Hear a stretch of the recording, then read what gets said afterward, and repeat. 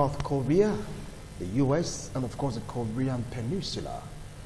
Here in the studio, I have gentlemen to really throw more light on this. Don't forget about the proposed talk between U.S. and North Korea. Is it going to happen? Will North Korea denuclearize totally, or is just to buy time? Or when I say the sanction is really biting hard on them? Over here in the studio, I have a legal practitioner, Barrister A.B. Thomas. Welcome to the show. Good afternoon, viewers at home. I appreciate your coming. And of course, I have our legal practitioner, yes, Osahon Osazua. Welcome to the show. It is always my pleasure to be here. And yet, a legal practitioner, Barrister Matthias Obayuwana. Welcome to the show. Thank you, Marshall. Good afternoon, viewers. All right, now let's quickly start off with this. Barrister A.B. Thomas, what do you feel about the proposed summit between North Korea and the U.S.? Do you see it working, or this is just a flash in the pan? Well, thank you. Ordinarily, if you are talking about nations, the summit ought to hold in the interest, not all of the Koreans, whether North or South, or the Japanese, but in the interest of the Americans themselves, it ought to hold. But when you are dealing with a man like Trump, it is difficult to predict whether the summit will hold, because the whole world does not want to witness any nuclear war. We are in Africa, particularly West Africa here, we might think we are too far from the same. That's not true. If North Korea has been able to deliver, make projectiles that can fly from Pyongyang up to the east coast of America, such projectiles can also get to Nigeria. So we just hope that the summit holds in the overall interest of peace in the entire world. All right, in the overall interest of peace in the entire world, what's your take? Do you see it taking place, the summit? Yes, thank you. Like my learned senior just said, it will be in the interest of the world. That was a fact that even Donald Trump himself admitted when he flamboyantly and characteristically said that the meeting was off. He said it's a good thing for the U.S. and probably for North Korea, but it's bad for the rest of the world. So we are talking about a nuclear issue here. So there is no place that is safe. I think we should all hope that the summit will still go ahead, because as former American President JFK said, that there was never a bad peace or a good war. So let's see what happens when they go to the table, if they can talk and something good can happen that will make all of us to be able to go to sleep very well. Right now, I mean, we are sleepless, we are restless, anticipating of what is going to happen in the Korean Peninsula. Barrister Matthias, what's your angle? Well, it's my hope that diplomacy will hold sway to ensure that the meeting holds, and then let there also be good reason from the part of the North Koreans who have always been threatening, this nuclear attack in the world, because acquisition of nuclear weapons. Over the years, America and other countries have been trying severally to get them to disarm themselves of these dangerous weapons. More often than not, they have used diplomacy, they have used threats, of sanctions. They have used exchange of aids, trying to plead with them. But every now and then, they keep reneging on those promises and going back. So I don't know what the North Koreans have in mind. I know they are striving for world power, but don't threaten the world. The same power that you want to use to lord over the world, don't threaten the entire human race with those weapons. They are dangerous weapons. So for the entire world, we are interested in having that meeting and ensuring that for once, let there be disarmament. All right. Now, let's take a look at the conditions. What do you think that Trump will put on the table Because in course of the discussion of the meeting, there was this military drill also conducted by South Korea that angered the North. I will accept that they want to pull out of that talk because of what the South Koreans are like doing in the border. What's your angle on this? What do you think? Let's be honest with ourselves. America cannot be a self-appointed policeman of the entire world. Who appointed America? A judge all over the world. I mean, you cannot be setting the standard for all countries. You have gays in America. If Nigeria does not agree to have gays, we are in trouble. Look, the issue of North Korea and South Korea, look at it now. The presidents of each of these two countries, who are brothers, are now almost at peace with each other. America has over 136,000 troops in South Korea. You are armed to the teeth in South Korea. The people you say you are protecting, their president is already visiting their brothers in the North. The North are visiting the South. Why would you set conditions and at the same time you breach the conditions? Donald Trump, since he came to power, has been creating more problems than when we had Barack Obama or Nixon or any other American president. You are putting economic sanctions, forcing China and other countries in the world to keep on obeying you, except Russia. Then you went on to say, these are the conditions North Korea must meet. The North Koreans, with utmost good faith, went ahead, demolished their only underground nuclear test sites. Then you, America, began to engage yourself with the South Korean armed forces in naval exercises in the Pacific Ocean. Are you saying you want peace in one hand? In the second hand, you are doing military exercises. Why would North Korea prefer to arm themselves instead of economic prosperity? It is the fear of the unknown. With a man like Trump in the saddle in America, you are not likely to believe anything he says today. Everything he's doing since he came to power is to undo whatever Barack Obama did, whether rightly or wrongly. Right. The deal with Iran, which most civilized countries in the world participated in, he has pulled out of it. The North Koreans are going to be edgy. Do we follow this man who line and sinker, destroy all our weapons we have, only for the man to begin to bomb North Korea? And what is the current crisis? A date has been fixed, June 12th in Singapore, for them to meet for the summit. No. Then, to show good faith, the North Koreans destroyed the only underground testing site they have. The next day, you are involved in military exercises. Not only that, what signal are you saying to Iran?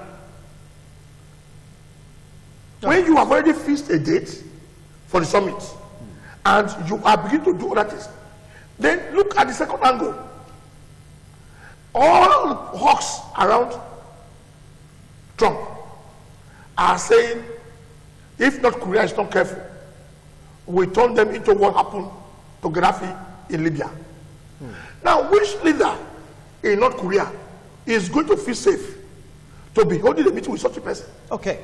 All right, I'll come back to you from what is talking about trust issue because of the uncanny nature of President Trump. Do you borrow that same idea, or do you toe the same line with Barrister A.B. Thomas on the person of Trump and of course what is happening to Iran and the likes in this particular situation of North Korea and the U.S. summit? I am 100% hard idem with him. You see, Trump is a volatile person. He says one thing with his mouth and he keeps another in his mind. It was my President Bill Clinton who said that your character is the best collateral that you can give to somebody. The character of Trump is not something that any reasonable leader can rely on. especially one who is in such a precarious position as the North Korean young leader. He cannot rely on it. Trump poses an existential threat, not just to him, but to the Kim dynasty and then to the old people of the North Korea.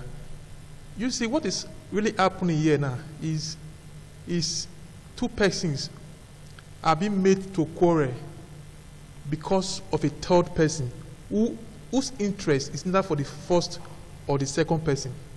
The Americans' interest in the whole issue has never been for whether South or not. It has been an ideological war from the very beginning. It started as a result of the Cold War, the Eastern fear and the Western fear. And when those two corners sat down at the state building, at the State Department building in Washington, they drew a map and they divided the both Koreas, Russian influence and that of the West. So it has always been so. And these two persons, they have grown.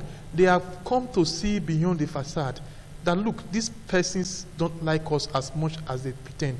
They have been pretending, and we have been feeling as though we don't know they are pretending. And now they really want to talk. That it is between the North and the South, not between the Americans and North Korea. No. So two brothers want to come together. Families that have been divided over 60, 70 years, they want to come together. And Trump is making it difficult because of vested interest too. The Americans will not pull out from South Korea, even if, you can quote me, even if North Korea willingly denuclearizes. They want to do it now. The interest of the Americans there is bigger than both the North and the South. North Korea and South Korea, they are centrally located. Do you know that South Korea is North Korea, the neighbors of North Korea, three of the world's biggest superpowers. There is Russia, there is China, and then there is Japan, sharing border with them. So the United States wants to protect our interests. Yeah, that's why their tax system, which is about the most sophisticated interest system in the world, is today located in South Korea. They don't want to pull it out because they will lose a strategic place. Because war is about geographical control, hegemony. And if anything will happen tomorrow, they have spread themselves today to be able to, no matter where it happens in the world, to be able to have advantage before the other person will come up. So there are so many interests, and they want to keep on protecting that. And I think the time has come for all lovers of peace to be honest with themselves, to realize that a North Korea without nuclear capabilities is good for every one of us, not just for the United States, not just for Japan, not just for China, not for the rest of the world. If you keep pushing this man, he's precarious, he's unsafe, and he's inexperienced. He might do the unthinkable. He might go beyond boundaries, which we are not expecting to do, because he's being pushed to the wall by a hawk, a warmonger like Trump, and those he keeps. And we have Trump. He increasingly surrounds himself these days with people who wants to fight. They are looking for a show time, a piece of the action. The American spirit, the Texan spirit, they just want to do it, and he's surrounding himself with those persons. This was a big argument that Democrats brought up during the last election, that you cannot trust a person like Trump with the nuclear code. Now he has it, and the rest of us, we are shivering. We don't know the next move we make. If it doesn't, he wants to precipitate a situation that he will push that young man to do something, and then he will not use that excuse to put us there. Yes, that's what I think is going to happen. All right, so it's all about trust and the person of Donald Trump. Now, the meeting is like still going to hold according to speculation, despite the annoyance of vexation of North Korea because of what the South are like doing due to the American influence, according to the media. Do you think this meeting is just facade? That there's still going to be this enmity between the North and the South, and the North also may fall back to nuclearizing their own nation to be at least a world power? I think the key to solving this riddle is the peace move between the North and the South Korea. The essence of the presence of the Americans in South Korea is because of the threat of war of North Korea against the South Koreans. The South Koreans allow the Americans to have a base in their territory because they see them as a superpower they can fall back on as a defense when they are being attacked by North Korea, which countries are actually stronger in terms of armament, weapons, and all of that, you know, against the South. So that is why the Americans have been there. I can see the wisdom in the North Koreans reaching out to the South, trying to break that deadlock. By the time you reach out to them, they are really united. I really feel pain that for all these years, there have been a divide. Families trapped in the North cannot have access to the South. Those in the North, they don't have any access to the internet. You cannot have any access to anything happening around the world, except those within the four walls of North Korea as allowable by the government of North Korea. So they're being kept in the dark. If you make attempt to reach out to your neighbor or to your family in the South, that could end you in death sentence. So now that they have broken that border, you know, that great wall, they are reaching out to each other. If they succeed in cementing that relationship and really reuniting as one great country, the Korean, you know, moving the divide between the South and the North, that will displace the Americans. So that is what I think, you know, the North Korea should concentrate on. Okay. In which sense, where the meeting holds, whether the Americans allow, gives any dictates to the North and the North accepts, they will not be bothered. Because with time, I'm sure the North Korean will reach out to the South Korean to allow peace, enduring peace to reign, asking the Americans to vacate their borders. All right. It's like you have so much to say, Barrister Thomas. Go ahead. It's a difficult situation. You see, South Koreans are being manipulated by Americans. Now, if the South Koreans see no reason to go to war with the North Koreans, and my little friend is saying it will be that easy, the Americans will be cut off. No. Like my two little friends here have just agreed. The South Korean territory and the North Korean territory are very important to the Americans. To the Americans. So the interest of the Americans is not just nuclear weapons. No. They want to be at a point, a vantage point, yes, from where they can strike at back. China. They want to be at a point they can strike at Russia. And Japan. You see it? So for these reasons, America's interest is like that of a man in Benin who decides to hold two people fighting.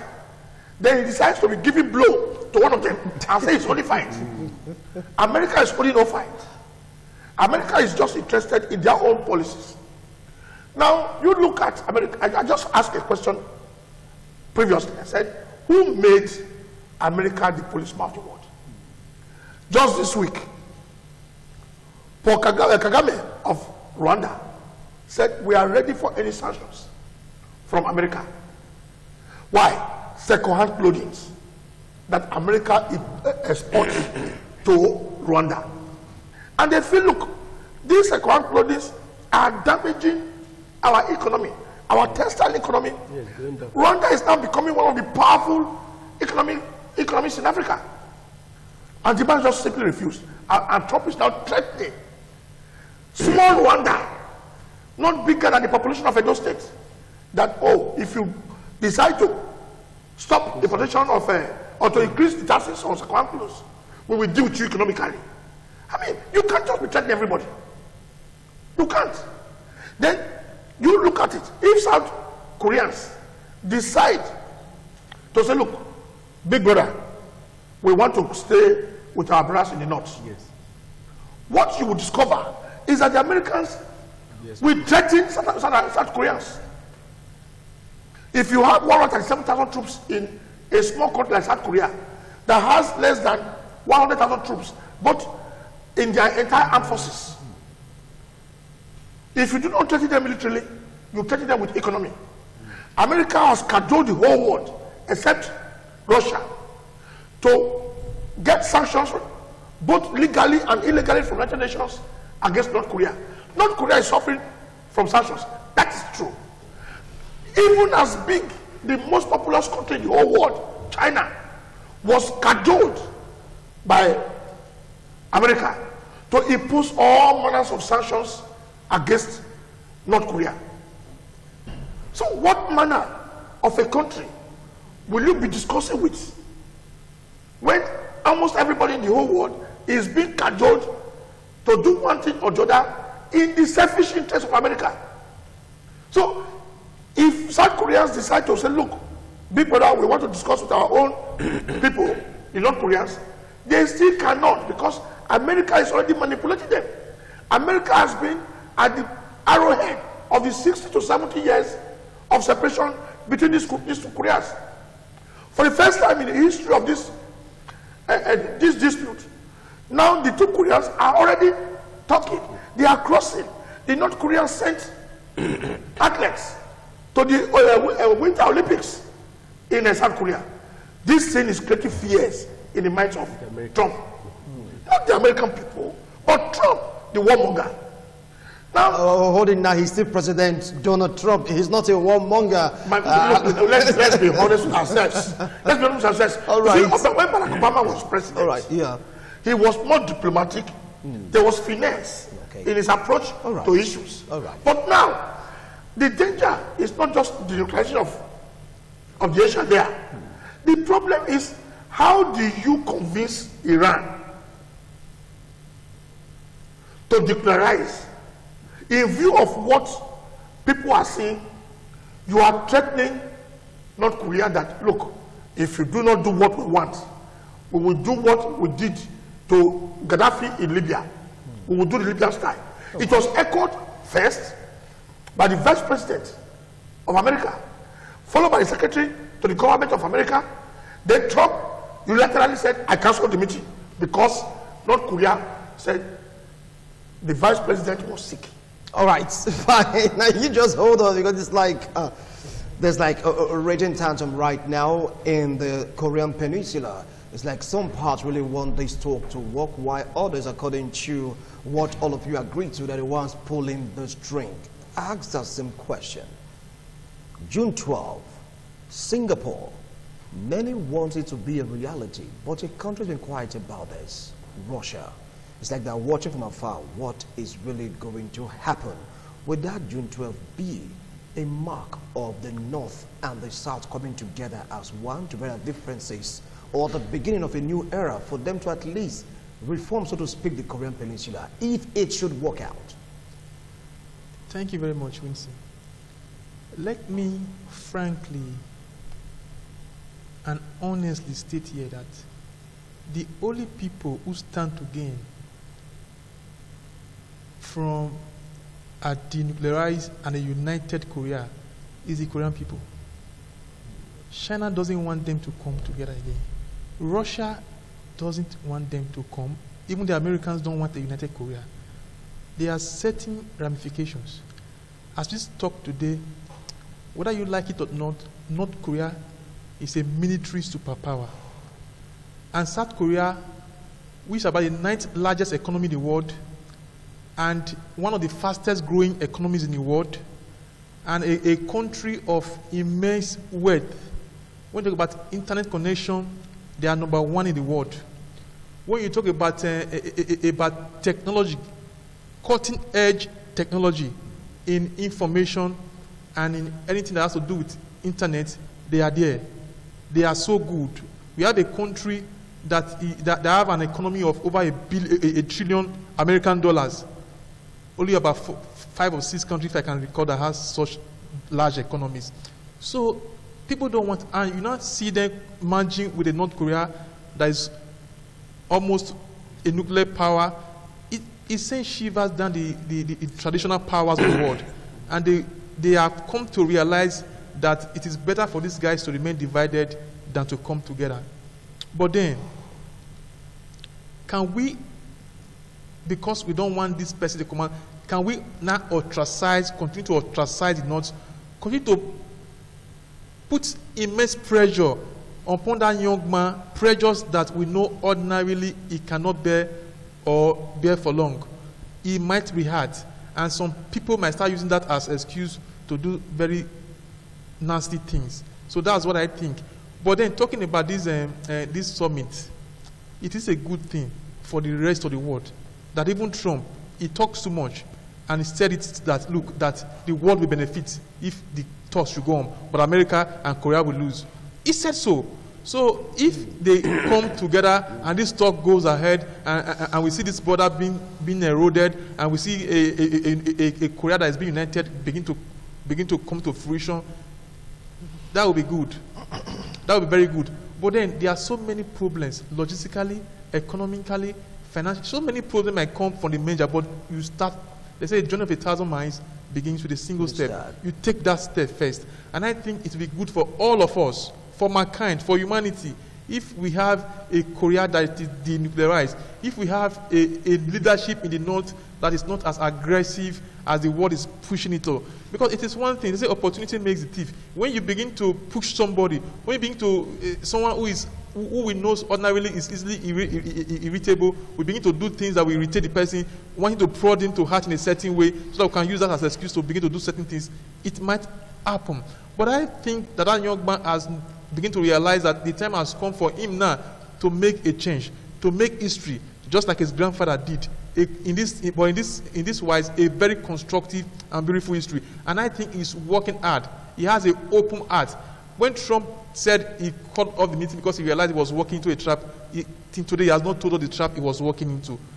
I sincerely believe that that young man wants to make a difference, that is opened to the talk based on certain conditions.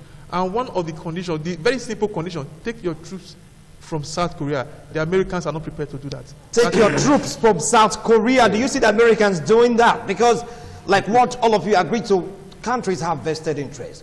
Talk about Russia, talk about China, talk about America. 3 great countries of the world have an interest in the Korean Peninsula, hence the division, North and South. With that singular condition being met by President Donald Trump. Barrister Matthias. They ought to strive to meet the condition. But I don't see them doing that. He's talking like a lawyer. I don't see them doing that because that is their vested interest. It's like a big brother who has been investing, in a kid brother with the hopes that certain returns will be made, only for the hopes of such returns to be dashed. The big brother wants to fight back one way or the other, because the understanding we have is that if I do this for you over the years, you allow me camp here to protect myself from harm, while still trying to protect you. And now the kid brother is saying, look, there's no point protecting me anymore because the harm that I fear, has been depleted. The same man who is threatening me said that he wants to embrace me. I don't want, there's no threat against us anymore. Our families trapped out there want to reunite. This has been our prayer. So thank you, big brother, for the efforts you have put in so far. But it is time for you to leave so that you don't, provoke another crisis between us. That is understandable. But in terms of the advantages that the Americans were getting from that, proximity to other world superpowers, when they come to attack, how sooner, how better could they have the reprisal attack? That is where they are based in South Korea. It's very important to the Americans. So if the division is between, is for give and take. If you are asking me to denuclearize, and denuclearize, a weapon that will destroy the world, and not we are ready to do that. But you cannot be doing that while you are arming yourself very close to me. So it's a case of a Nigerian situation where people were being killed in Benue, and we were crying for help, and nobody was coming to help them. And Autumn said, defend yourself. The moment the government had defend yourself, decided to go from house to house and say, if you have any weapons in your house, come and submit it. No, that was in the past. Let's focus on this. That was in the past. Let's focus on this. That was in the past. They've started that quarters already. We must talk about all of that. Back to the North Korea American thing. Yeah. Declare whatever weapons you have in your house, submit it. Why submitting it? The man who's attacking us, you are not attacking that person. You are not stopping him. So in the same wise, You are telling me to remove all the weapons, in my possession to ensure that I will not pose a threat to any nation, to the world. You have not removed your own weapons. You are still a danger and a threat to us. So their presence in South Korea, will be a great disservice to the North Koreans. Should they actually remove their weapons and allow Americans to remain in South Korea? So it's a very big condition that Americans will prepare. Not as if they ought to do so. To vacate South Korea, since there's now peace between the North and the South. All right, now for now, nobody's talking about peace because this is just an attempt to peace. And the reason why the South decided to allow the American soldiers to remain in their territory is to protect them against the Northern invasion. Yes. Now, what if the soldiers now leave South Korea? There was an invasion or intrusion by the North. What then happens, Barrister Ibi Thomas? I do not expect the North to attack the South. After all, there have been 60 or 70 years of demilitarization between the North and the South. Because there was a presence of the American troop in South Korea. The presence of the American, you see, history is the story of the past. To know the present and prepare for the future. So the North Koreans have said that the continued resistance to peace is impoverishing their nation. Yes. The huge sums of money they should have used to develop their country is going into nuclear development. But however, I'm sorry to say, I will never advise North Koreans to forgo their nuclear armament. I will never. Why can't America go to Israel and tell Israel to denuclearize? Is it a case of like you don't want now? Nigerians that are producing the golden eggs, others are eating. No. What is good for the goose is good for the gander. Let Israel disarm before you talk to Iran. Let America itself spearhead world denuclearization. Let America itself lead by example. Let them lead by example. Russia will follow. China will follow. What does America need nuclear weapon for? If not to continue to intimidate smaller countries. They don't want. Okay, tell me what is the power behind Israel? The Americans. It's the Americans. And that's the power also behind South Korea. Good. So if that is the point, and South Korea is not telling you, Wilson and Gloria, both of them are mentioning, they want to come together. What is wrong with that? South Korea, or no, let me not use South Korea. South and North, they are both Koreans. They want to come together. Is there a quarrel there? Let America remove their troops. Let the North and the South agree on a peace deal. You can see what is happening in other countries where you have been having guerrilla warfare for a long time, like Colombia. They asked FARC to disarm, FARC disarmed, and turned into a political party. Now they are going to contest election. If the North and the South Koreans are allowed to handle their own matters on their own, they will also agree and fuse into one and avoid the deep division between Cyprus, Greek Cyprus, and Turkish Cyprus. We don't want such divisions. All right. But before you can talk to America and say, look, talk to America face to face, you need to be as armed as Americans. All right. You need to be as armed. Yes, you can't be talking to Americans with kid gloves and you think that they will finish you. But by the time they start asking Nigeria, Ghana to impose sanctions on Rwanda, those ones will really impose sanctions on Rwanda. But if Nigeria is as strong in one way or the other, Nigeria can resist America. Let me give you a very good example. Because it is not our culture for a man to marry a man in Nigeria, whether in the east, west, north, or south. It's not our culture. We were able to resist America saying we should legalize gayism in Nigeria. So we were able to unite only for once. Because otherwise, the only thing that unites us in Nigeria is only football. Apart from football, there's only keeping us together. All right. So we were able to resist it. Because culturally, it is not our culture for a man to marry a man. But in any other sphere, America will just tell you, Nigeria, if you don't impose sanctions on Rwanda for refusing our second close, we are going to stop buying your oil. Okay. And they will stop buying our oil. All right, now he is talking about, all of you are saying that Americans should pull out of South Korea. And of course, other interest nations also should pull out, let the Koreans settle themselves. Do you see it happening without help from these big boys, so to speak? US, Russia, China, even Japan is along. Sorry, excuse me, let me quickly answer.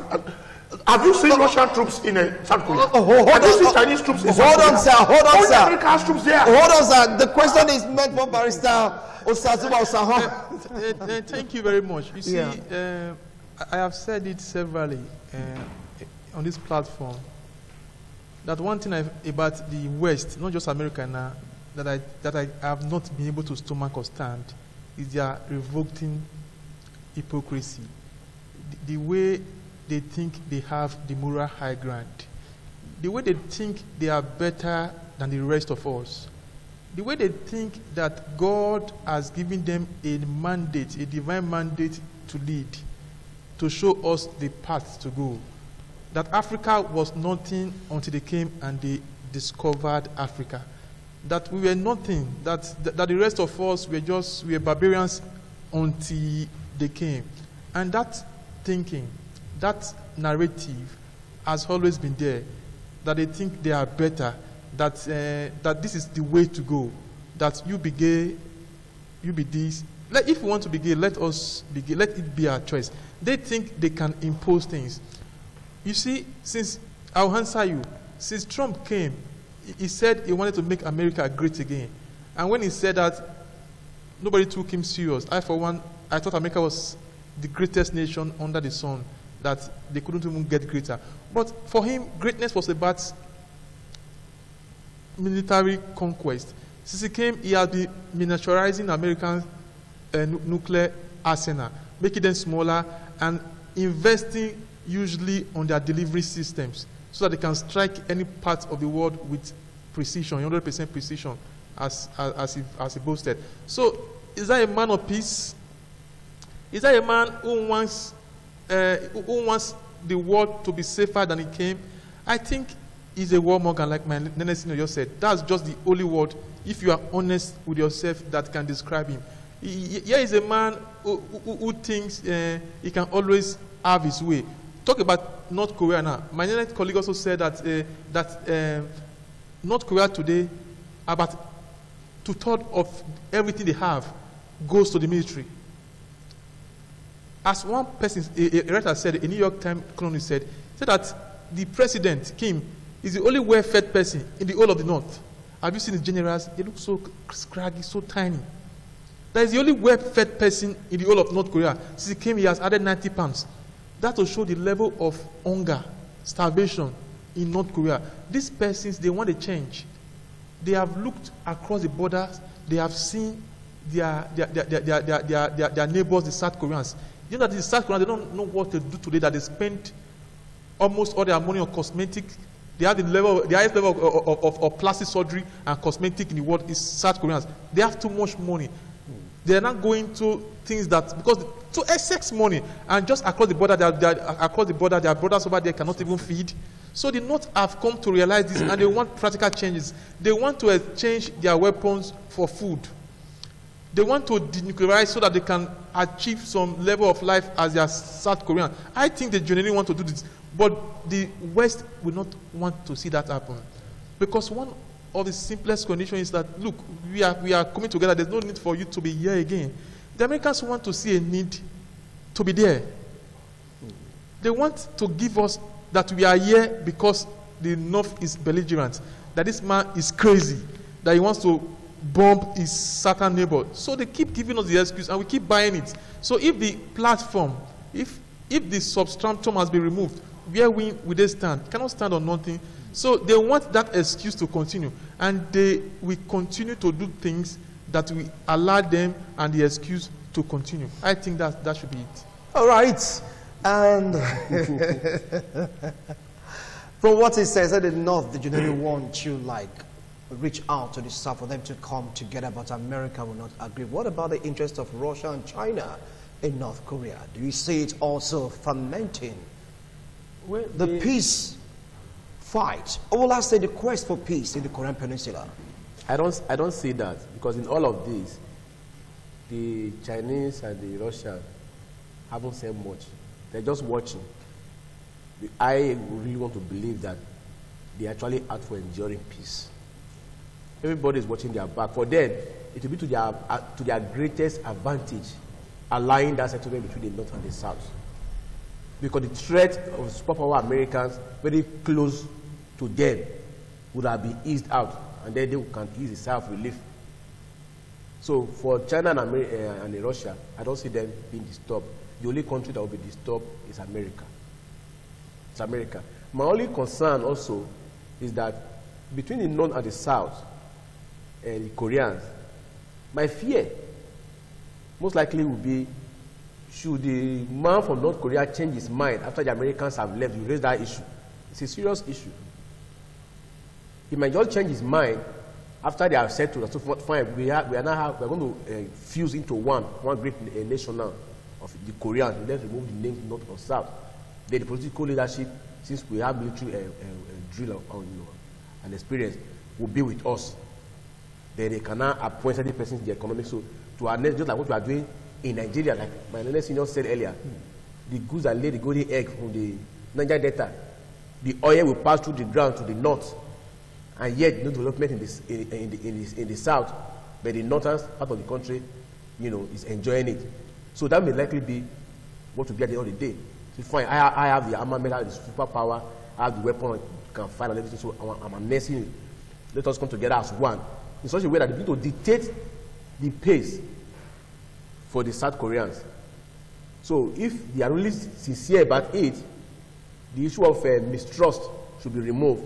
Let them really embrace themselves. If they are coming together as one, let them be on an agreeable terms, knowing that the North Korea will be able to lord over the South because they know that they are weak, they have military might, that their savior all the way have been the Americans. So whether the South Koreans will be, will be free enough to say, look, I trust my brothers from the North enough to ask the Americans to leave. So if that trust is there, those who will be the greatest beneficiary of this peace move is the Koreans. Right. The Chinas and the Russians have nothing to lose. The only country that has something to lose is the Americans, who will feel betrayed. All right. The South Koreans. All right. It may be worthy of note for our viewers to really get to know about some of the antecedents of Donald Trump, because he's fighting against the establishment of gays in America. Yes, he really spoke against it. So that just to bring us some of the viewpoints also of Donald Trump. He's saying no to gayism. So that is not the previous administration fighting against it. Yeah, so that is just to put to rest that gay. Now, okay, gentlemen, hold on. Gentlemen, hold on. I just want to clarify. He's deeply into pornography and doing soft porn, and he's telling me each of you have 1 he's an hypocrite. 1 minute each to summarize, because our time is up. 1 minute each. What's your take finally on this? If Americans or the world feels the North may change their minds, yes, and eventually harness or invade the South, I will say this: let America withdraw their troops. They are not the policemen of the world. Instead, the United Nations can create a buffer force comprising of troops from Russia, China, and any other willing country. Minus America. Minus America. Then where's the balance? What is the balance? Where's the balance? No. Let us be honest with ourselves. All right. What is the distance between America and Korea? What the only interest, the balance we are talking about is balance in advantage of America. America wants to be able to strike at Russia or strike at China, because what we can say is that America is now outside the UN mandate. Let the UN, the UN was created to avoid a third world war. All right. So the UN can create a buffer force from Russia, China. If America is still interested, let them leave one brigade and go away. Thank you so much, Barrister A.B. Thomas. Thank you so much, Barrister Saosazuma. Briefly, 1 minute. Let me quickly cap, talking about the United States now and their pretensions. Let me remind them about the immortal words of the French political philosopher Jean-Jacques Rousseau, who said, and I quote, that the strongest will not be strong enough to always be the master until he transforms power into right and obedience into duty. Right. Trump should learn to transform power into right, so that when he now says do this, it's not by coercion, it's because he has the legal power or the moral power, or because it suits us to do something, not because he wants us to do it. Thank you so much, Barrister Matthias. Briefly. Yes, I think what my advice is for the superpowers to allow to reign social justice, you know, in the Korean Peninsula, between the North and the South, and remove selfish interest, because peace, as often said, is not the mere absence of tension, but the presence of social justice. So let justice reign in the Korean Peninsula. Let the South and the North Korea be allowed to come together and enjoy that brotherhood that they have once had. And let those warmongers, you know, take their fight. All right, thank you. Thank you so much, gentlemen. I appreciate the wonderful analysis. You've heard them.